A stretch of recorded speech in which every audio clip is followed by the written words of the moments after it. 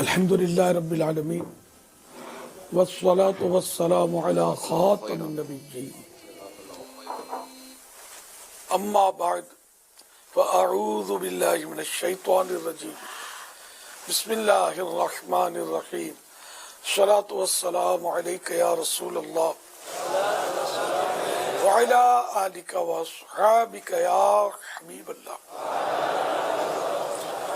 الصلاة والسلام علیک یا نبی اللہ وعلی آلک واصحابک یا نور اللہ.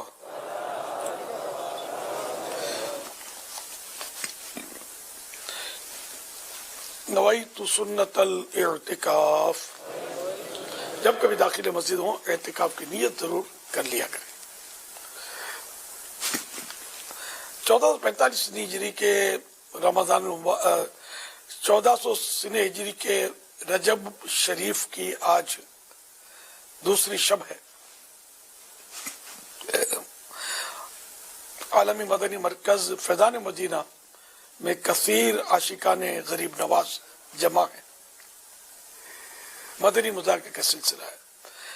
آج کی 2 تاریخ کی نسبت سے مکتبۃ المدینہ کی رسالہ ضیاء درود السلام پیج نمبر 2 سے فرمان آخری نبی صلی اللہ علیہ وآلہ وسلم نمبر 2. بروز قیامت لوگوں میں سے میرے قریب تر وہ ہوگا جس نے دنیا میں مجھ پر زیادہ درود شریف پڑھے ہوں گے.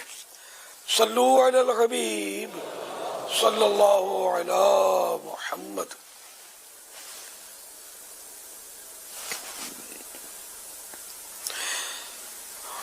مدنی مذاکرے کا سلسلہ. آپ سوالات کیجیے، ہر سوال کا جواب وہ بھی بالصواب، یعنی درست دے پاؤں ضروری نہیں بن پڑا تو عرض کرنے کی کوشش کی جائے گی. بھول کرتا پائیں فوراً میری اصلاح فرمائیں. مجھے آئیں بائیں شائیں کرتا اپنے کہے پر بے سبب بھول قبول نہ کرتا نہیں بلکہ بھول قبول کرتا پائیں گے انشاءاللہ الکریم. صلو علی الحبیب صلی اللہ علی محمد.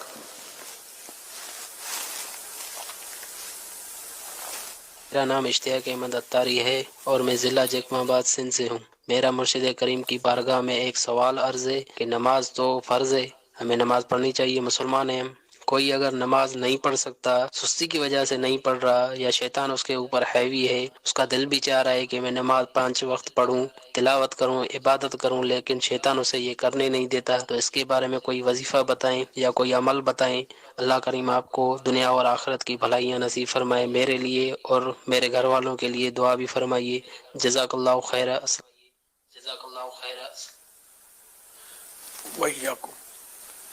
اللہ پاک ہم سب کو نمازوں کی توفیق دے اور استقامت میں نصیب فرمائے، عبادت میں دل بھی لگے اللہ کرے. شیطان اور نفس واقعی یعنی کہ حاوی ہیں ہم لوگوں پر اور عبادت میں دل نہیں لگتا. دل لگے نہ لگے عبادت کرنا چاہیے. مریض ہوتا ہے، اس کو غذا دی جاتی ہے تو غذا اس کو بھاتی نہیں ہے، بخار آ گیا، منہ کڑوا ہو گیا وغیرہ، تو اسی صورت میں پھر بھی بندہ غذا کھاتا ہے. گھر کے افراد اصرار کر کے اس کو غذا یعنی کھانا کھلاتے ہیں. پھر جب اس کا مرض دور ہو جاتا ہے تو وہ کھانا اس کو اچھا لگنا شروع ہو جاتا ہے، کیونکہ اگر کھانا نہیں کھائے گا تو پھر اور کمزور پڑ جائے گا اور بیماری مزید زور پکڑ سکتی ہے. تو یوں اگر ہم عبادت میں دل نہ لگنے کی وجہ سے عبادتیں چھوڑتے چلے جائیں گے تو پھر تو بالکل یعنی ہم زیرو رہ جائیں گے. تو اس سے دل لگے نہ لگے عبادت کرنا چاہیے. جس کو عبادت میں لطف آتا ہے اس کا تو اپنا ثواب ہے، لیکن جس کو لطف نہیں آتا لیکن اللہ کی رضا کے لیے پھر بھی اپنے نفس کو مجبور کر کے وہ عبادت کرواتا ہے، نہیں کرنی پڑے گی، نماز پڑھنی پڑے گی، پڑھ نماز. تو اس طرح انشاءاللہ وہ بھی بہت بڑے ثواب کا حقدار بن سکتا ہے. تو اس سے ہمت نہیں ہارنی چاہیے. اب دل لگے، شیطان دفاع ہو، اس کے لیے کچھ اوراد ہیں. ذہن نصیب کے روزانہ قل هو اللہ احد کی سورت 11 مرتبہ پڑھ لیا کریں تو شیطان اور اس کا پورا لشکر بھی کوشش کرے گا تو گناہ نہیں کروا سکے گا، یہ دوسری بات ہے کہ بندہ خود اپنی وجہ سے گناہ کرے، یہ بھی کریں عمل ظاہر نصیب۔ ایک عمل اور بھی ہے جو اس سے قدر آسان ہے، لیکن یہ کہ قل هو اللہ کے تو اپنے فضائل ہیں کہ ایک مرتبہ پڑھیں تو 1/3 قرآن کا ثواب ملتا ہے، 1/3 قرآن کا، 3 بار پڑھیں تو 1 قرآن کا ثواب ملتا ہے۔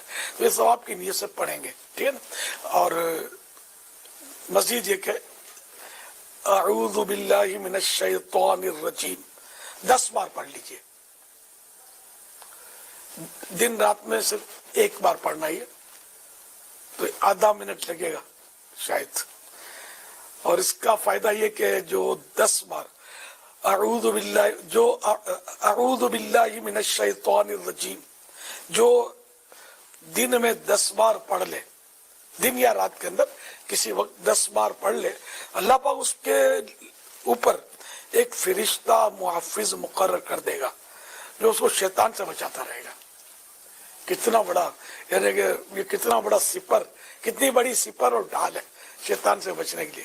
لیکن یہ عمل بھی شیطان کرنے نہیں دے گا، یہ بتا دو آپ کو، دونوں عمل اتنے مشکل نہیں ہیں، ہم کو شیطان کرنے نہیں دے گا، سستی دلائے، کیونکہ اگر یہ عمل کرنے میں بندہ استقامت پا لے، روز کرتا رہے تو شیطان کی تو ذرا خیر نہیں ہے،